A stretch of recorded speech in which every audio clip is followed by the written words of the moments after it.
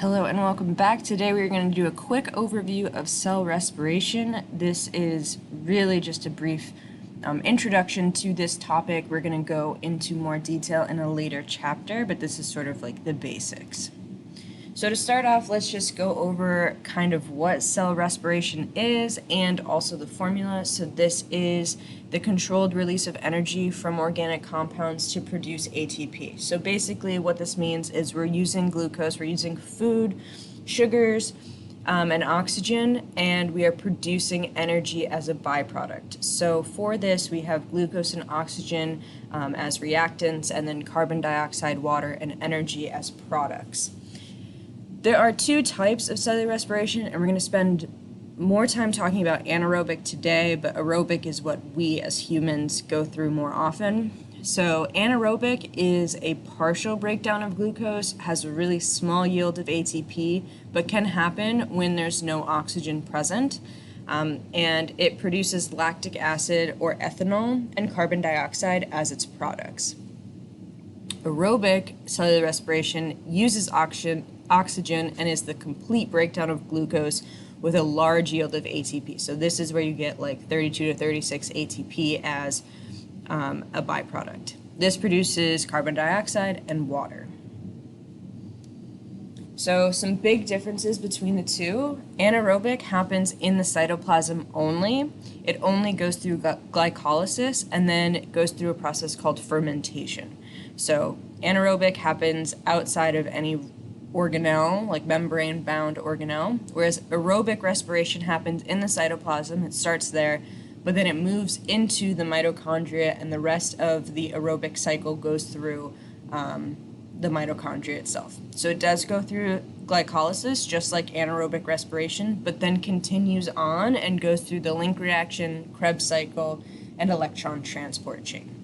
We're not going to spend a lot of time talking about these last few processes because we're going to go into so much detail later on, but we will talk a little bit about glycolysis. So I keep saying the word ATP, but what is ATP? It stands for adenosine triphosphate, so adenosine, right?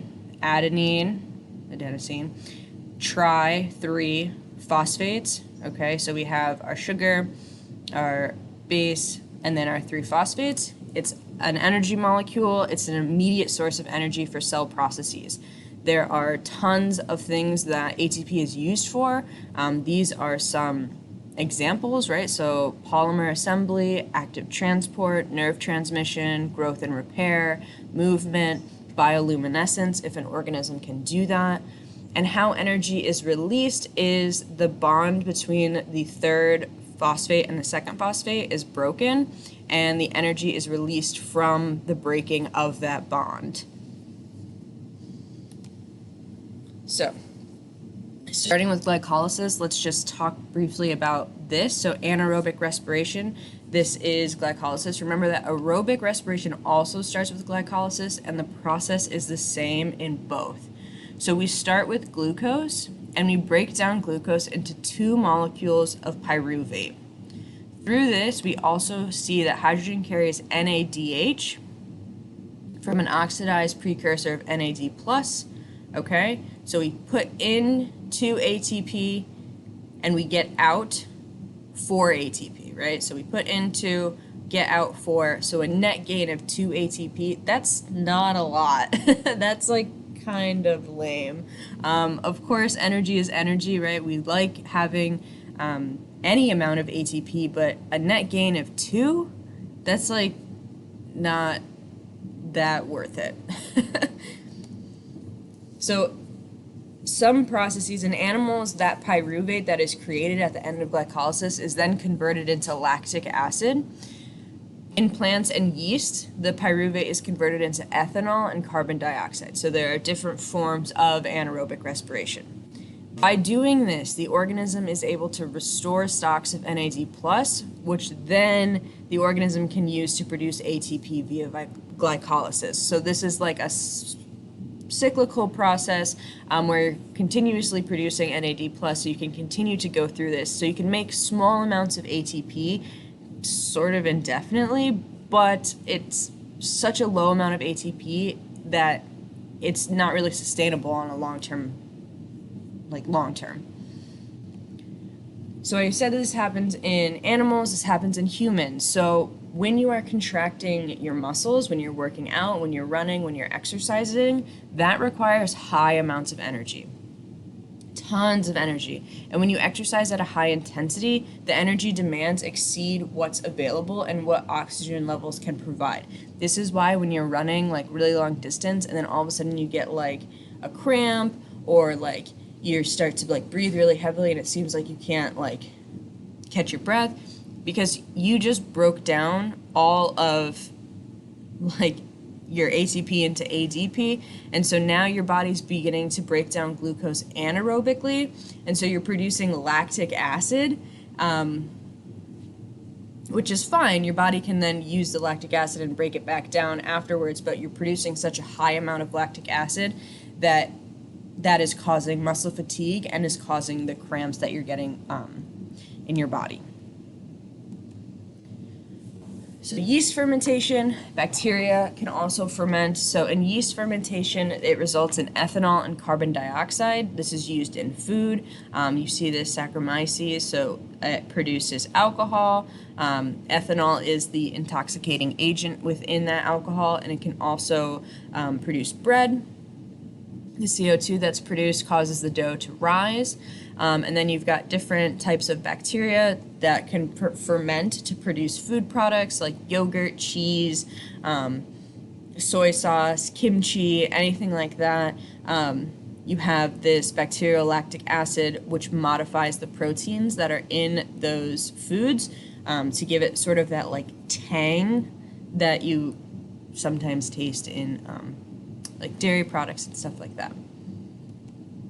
Now moving into aerobic respiration, again, we're not going to spend a ton of time on this because we have a whole nother unit strictly on this, but aerobic respiration takes place in the cytoplasm and the mitochondria. We go through glycolysis first, right? This happens in the mitochondria. It's the same thing that we've been talking about for this whole entire time so far. So after glycolysis happens, it then goes through the link reaction, Krebs cycle, and electron transport chain. Okay, once all of that happens, that is really the aerobic respiration part. That's when you need oxygen involved to do this, and that pyruvate that is produced through glycolysis is the starting unit to go through the rest of these. That pyruvate is broken down into carbon dioxide and water, and you get about 34 to 36 ATP, which is fantastic. That's a lot of energy. It's so much more than like that net 2 gain that you get just from glycolysis. Okay? So energy sources. Where are we getting all of these energy sources to even begin these processes? Food. It's based on what you eat. So carbs are the preferred energy source. Because they're short-term energy and they can be used right away. But proteins and lipids can also be used. Any type of food that you're eating can eventually be used as an energy source, but if you're looking for the best, then that would be carbohydrates, because they are made of sugars and can be broken down into glucose, which is like one of the starting agents of this process. So lipids are harder to transport and digest, and proteins produce nitrogenous waste. So again, can be used, but there are some cons to both lipids and proteins being used. And then last but not least, respirometry. This is just used to determine an organism's respiration rate by measuring the rate of exchange between carbon dioxide and oxygen. So the way that they do this is they enclose an organism in a sealed container, like what you see down here, and then measure the CO2 production with a data logger. It's basically just measuring the change in the movement of this water. You can absorb CO2, so then you can kind of see how much is produced from whatever specimen it is that you're testing. And then there are lots of factors that can affect respiration, like temperature, how hydrated you are, if you're a plant, the amount of light you're getting, the age, and activity levels, right? If you're older and you don't work out very often, you're probably going to start breathing heavily more quickly than maybe like a young athlete. Okay, so that's it for this brief overview of cellular respiration. We will practice, of course. We will continue to learn more about it throughout the year. But for now, great job, and I'll see you in class.